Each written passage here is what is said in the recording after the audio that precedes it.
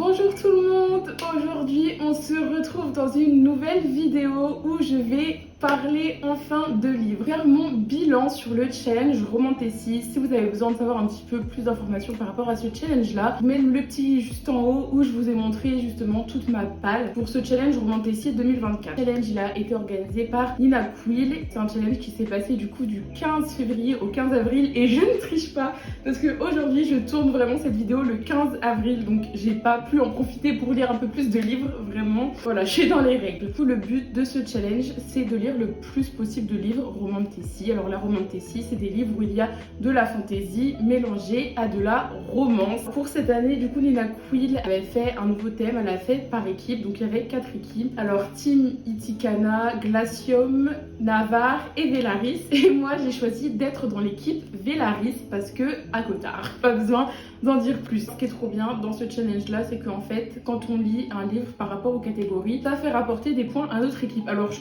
peux pas vous dire quelle équipe a gagné vu que le challenge s'arrête aujourd'hui, il reste encore une journée. Je pense que ça va être l'équipe Navarre qui va remporter parce que c'est quand même l'équipe de Nina Quill. Ça a été un challenge que j'ai encore une fois kiffé faire.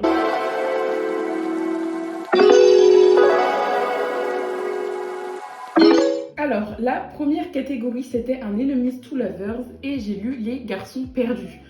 Alors, c'est le premier livre que j'ai lu pour ce challenge-là et il faut savoir que j'ai pas du tout aimé.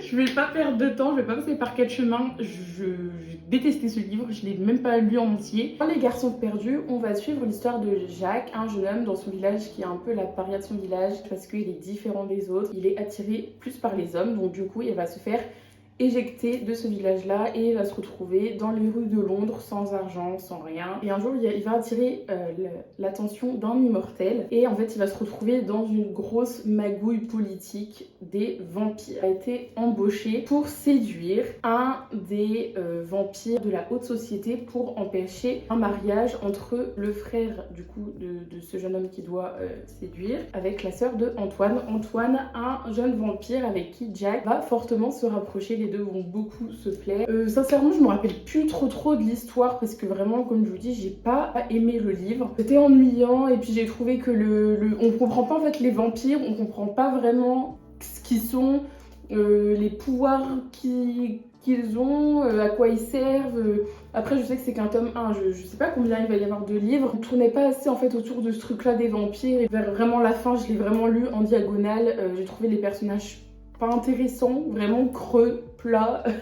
Ça me tue quand je dis ça. Je me suis attachée à personne. Jacques qui subit vraiment pas mal de violences, horrible d'ailleurs. Il y a beaucoup de trigger warning dans ce livre-là, faut s'informer avant. Mais vu qu'on n'est pas attaché au personnage, bon, la scène, il y a des scènes qui sont dures à vivre, mais je sais pas, j'arrivais pas à rentrer dans l'histoire avec les personnages. C'était vraiment tout assez en surface. Et puis l'histoire d'amour entre Jack et Antoine, on souffle. Je l'ai trouvée vraiment pas ouf, elle m'a pas du tout happée. Beaucoup d'incohérences aussi je trouve dans le livre. Enfin vraiment pour moi ça n'a pas du tout marché. J'étais un peu déçue de commencer le challenge Romantécie avec ce livre là. J'ai trouvé qu'il y avait trop de violence inutile. Même on aurait pu créer un petit peu une attente ou un plot qui donne envie d'en savoir plus sur les vampires, mais au final juste c'était chiant. Je trouve qu'on n'en sache pas assez. À la fin je l'ai vraiment lu en diagonale, ça m'a vraiment pas emballé quoi. Ensuite j'ai lu dans la catégorie cartes.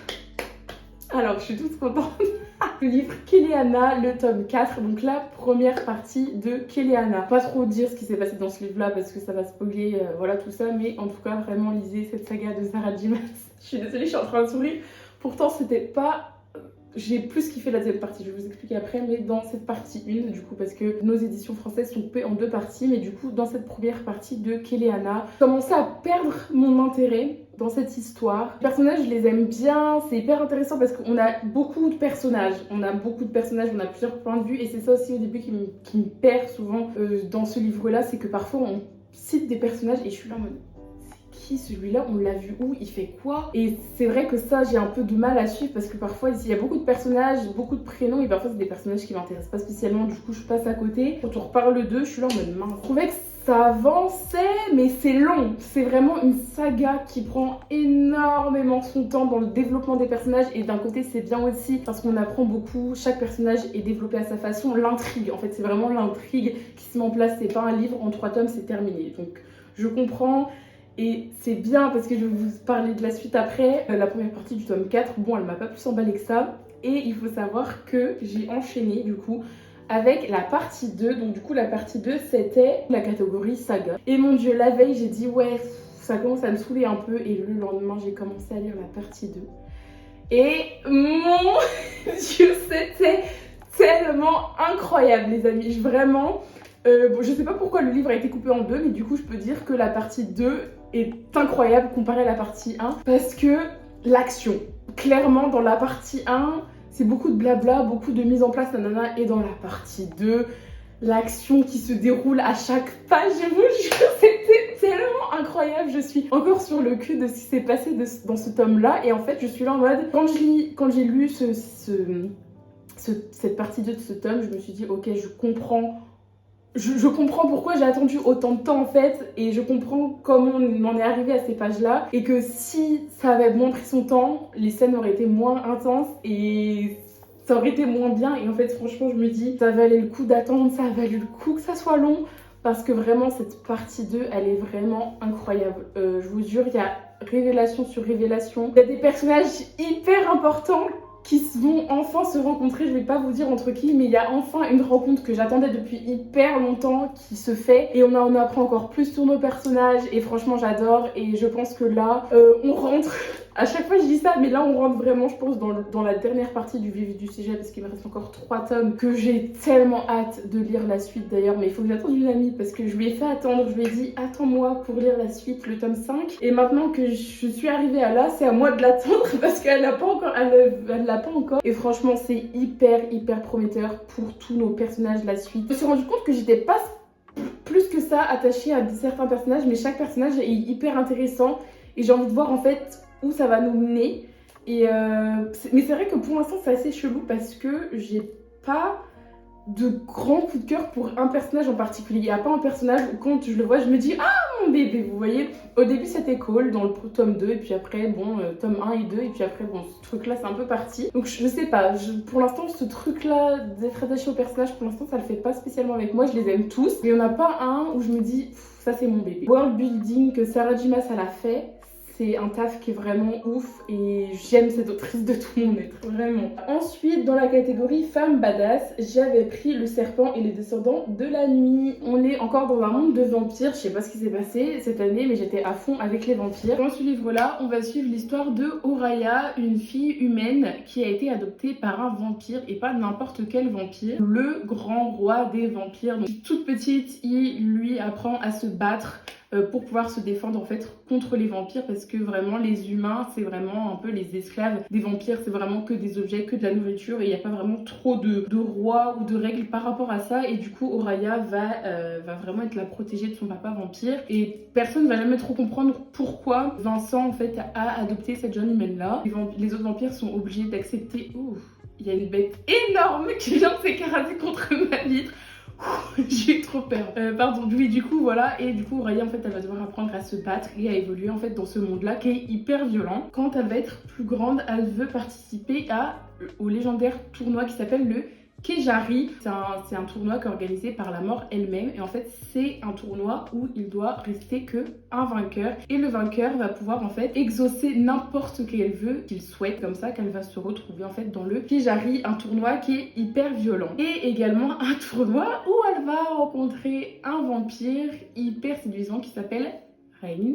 Et Rain, dès le début, il va lui faire une offre plutôt surprenante parce que Rain a envie d'être l'allié d'Oraya. C'était un livre qui était très bien en termes d'action. On s'ennuie très rarement dans le livre là. Il y a un rythme qui est très bon, et ce qui donne envie en fait de tourner les pages tout le temps. Mais c'est vrai qu'il y a 2-3 trucs que j'ai pas trop compris, notamment par rapport aux vampires, parce qu'il y a plusieurs vampires différents. Je pourrais même plus vous dire les prénoms, mais au début j'étais perdue par rapport à ça, parce qu'il y a plusieurs clans de vampires où les vampires ils se battent pour être rois, et ça au début j'étais perdue par rapport à ça. J'ai trouvé que en fait, vu que tout le livre il se passe durant ce tournoi là, le monde est pas du tout développé en fait. On voyage pas du tout en fait. On est toujours, si peut-être 2 fois on va ailleurs, vraiment pas approfondi quoi. On est vraiment c'est un tournoi qui se passe dans un château, et de temps en temps ils se retrouvent dans d'autres endroits, mais c'est pas beaucoup développé. En fait, c'est vraiment comme un espèce de petit huis clos. Et c'est juste ça que j'aurais préféré un petit peu, c'est que le monde en fait soit plus développé. Donc encore une fois, bien évidemment, on est sur un tome 1. Mais ça m'a un petit peu frustrée qu'on n'apprenne pas plus en fait, un petit peu plus sur le fonctionnement des vampires et qu'on voit un petit peu plus à quoi ressemble l'univers. Je pense que ça va être un peu plus développé par la suite. Point négatif énorme, la fin. J'ai absolument détesté. J'ai vraiment pas aimé cette fin. Alors oui, il y a une suite, c'est pas la fin définitive, mais je sais pas, la fin, la tournure que ça prend, j'ai bien aimé ce qui s'est passé à la fin, parce qu'on apprend des trucs et tout, il y a vraiment un gros truc qui se passe et j'étais choquée. Mais à la fin, le choix d'Oraya par rapport à la situation, j'ai pas aimé.